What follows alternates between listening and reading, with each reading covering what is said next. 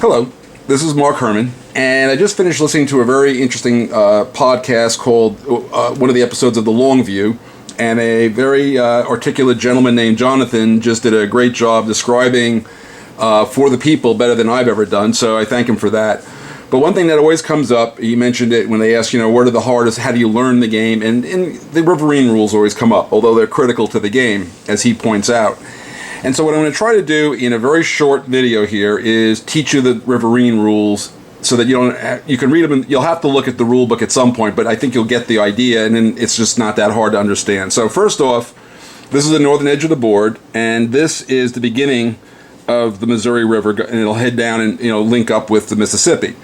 And what you need to think about is that there is pressure. Union gunboats are coming this way, and as long as nothing blocks the pressure coming this way, Union gunboats are in the river and are going to block Confederate activity. So now, if I start to zoom out a little bit, and it will kind of come down here. So if we follow it down, so the Missouri River, we're passing St. Louis now, we get to Cairo, and now we're going into the little, that little piece of Kentucky on the border of Kentucky and Missouri, and this is Columbus, Kentucky, and there's island number 10, which is in New Madrid, Missouri. And right now there's no forts, and so there's nothing, these flags do not block the gunboats coming this way. So let's follow our gunboats south. And so now you'll see there's nothing on the board, nothing on the board, nothing on the board.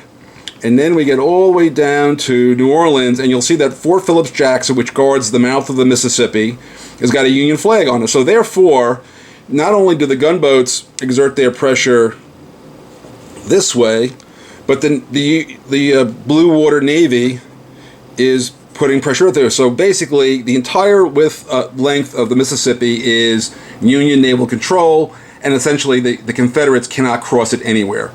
And so the South would be sundered in half. So now, how do we change that? Now we're again looking at Fort Philip Jackson, and all we're going to do is we're going to remove the American flag. So now the American flag is, now the South controls this fort. Now the gunboats are still coming north, right? There's nothing north of here to stop the gunboats coming to here, but when they get to here, they're blocked, and the Union Navy can't go this way. So if you were trying to make a move from Washington, you get to this spot, you're stuck. So you can hit this fort and invade it, which is what they did historically, but you can't take those guys north of here because the fort's in the way. So now, but the rest of the river is all blocked because of the gunboats that are coming from the north. Coming down this river from the north, the gunboats block all of these spaces, but again, the Union Navy can't get through here. You can't bring an amphibious invasion up here without running the gun stuff. But we're not going to cover that today. Okay, so now we're going to make so remember, Fort Philip Jackson, Fort St.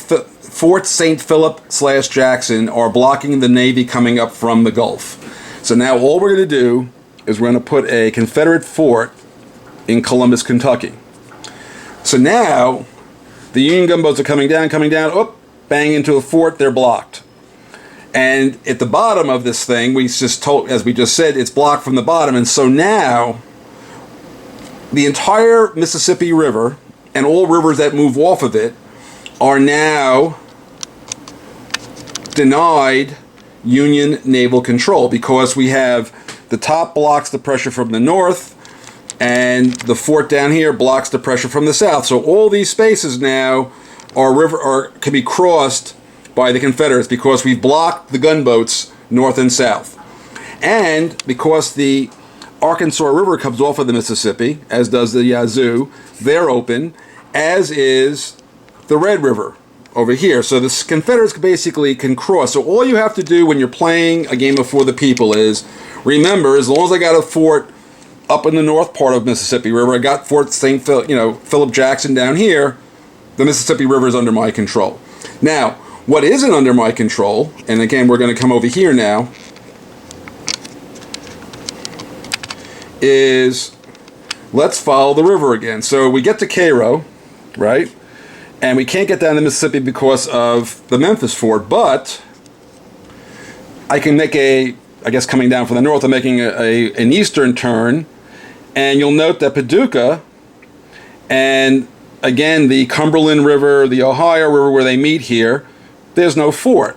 And so consequently, the South, the river, the Cumberland and the Tennessee rivers are Union naval control again. The South is basically denied use of crossing those rivers in this area because there's nothing blocking it. So now, let's add one more thing. In Dover, and it was historically, this is actually, it's two rivers. You see there's two rivers are very close to each other here. This is really represents Fort Henry's and Donaldson are covered by the Dover space. That was the nearest town to there. So when you do that now all of a sudden, Union naval control goes through Paducah, but boom, runs into the Dover space. So now the South can cross at Nashville. Now the South can cross at Shiloh. And everything, and it's actually called Pittsburgh Landing. The Battle of Shiloh is right next to Pittsburgh Landing. But Pittsburgh Landing and Nashville now are denied Union naval control. So now the South, and so again, all we've done is we've added three blocking points on the rivers, and now the entire river system, except for here, is denied Union naval control. The gunboats are blocked coming down this way. The gunboats can't get down this way, and of course we still have at the very bottom of the Mississippi, we have the two forts. And so that is in fact those are the Riverine rules in a nutshell. Now, the last thing which I'm going to cover is what is a river crossing. So let's quickly zoom in. You are crossing a river whenever your movement either exits or enters a space across a blue bar. So if I'm going from Dover to Clarksville, I am crossing the river because there's a blue bar there. If I'm going from Dover into McKinsey, or McKinsey into Dover, I'm crossing the river. That is the only, and that's all it means. And if you just look at Nashville, if I try to go from Clarksville to Nashville, I'm crossing the river. If I'm going from Bowling Green to Nashville, I'm crossing the river. If I'm going from going from Nashville into Bowling Green, I'm crossing that blue bar. That is, in fact, all that crossing a river means in this game. And so, if the Union is denied Union naval control, I can cross that bar freely. Let's go back to here, if now I take away this fort again, well, now the South cannot cross the blue. If I'm in this space, I cannot cross here because the Union controls that blue bar. I can't cross from here to there because the Union controls that blue bar. I cannot cross from here to there or there to there because the Union controls that blue bar. But as soon as I put this fort back in, boom, everything is blocked again coming from the north, and now I can cross the river. So I hope that is of use, and I will end this with a little, when I was a kid, a long time ago, back in Brooklyn in the 1950s, I couldn't spell the word Mississippi. And so my father had a little ditty that he taught me, and I'm going to teach it to you now so you can always remember this video and the rules. So the way you spell Mississippi is mit the M, mit the I, mit the SSI, mit the ippy and a pippy, and that's how you spell Mississippi. I hope you enjoyed the video. Take care.